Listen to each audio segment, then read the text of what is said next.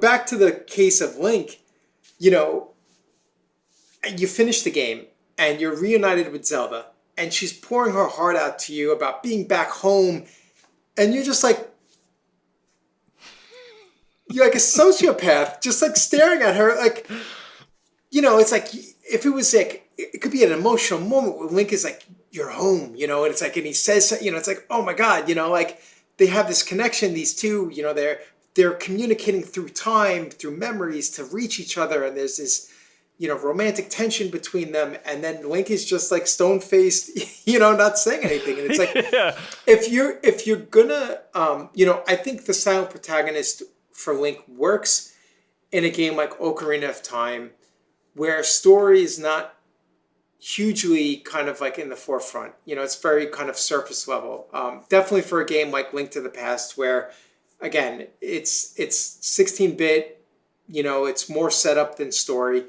I think the silent protagonist works for that. But the second, like you said, you start introducing like tons of VO, Ganondorf has spoken lines, Raru, all of the sages, Zelda, but Link doesn't talk like that. And like people on Twitter were saying to me, like, oh, like, but I get to project myself onto this character. And I'm like, I don't think that holds water, because you're looking at this elfin blonde. I'm not seeing that projection. But to be fair, I felt that way about Half-Life. Like, I always thought it was weird that Gordon Freeman didn't talk, and I know some people love that, but I'm like, you're giving the character a name. He has a distinct look. He wears glasses. He's got a goatee. So it's not like Skyrim where I'm making my character. Like, I am the avatar. In that game, yes, it's meant to be a representation of me.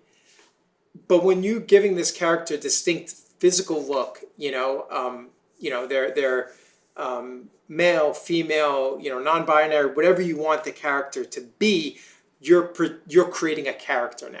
So once you've created a character, that silent protagonist doesn't hold water for me anymore. Now, again, if you're creating a character, I think then you can get away with the silent protagonist, because you're allowing the player to create what they want their character to look like, what their skin tone is going to be, whether they're going to present themselves as male, female, or non-binary. So at that point, I think that holds a little bit more credence than a character who you're calling Link. You're giving him a name. You're saying that it's a male character. He's blonde. He's elf. He's muscular. He's not thin or super buff or overweight. Like, you're giving him distinct properties of a character. So at that point, why stop at giving him a voice? They give Link barks, what we call barks in the game. So grunts, yells, things like that. So they're already giving him a voice, like, it's just one step more to, and I guess, for a character like Link that's 35 years in the game, like, that's, it's, people have a headcanon of what he should sound like. So I understand that, but they already did Zelda and they already did Ganondorf now. So, I don't think Link is any less important than those two characters.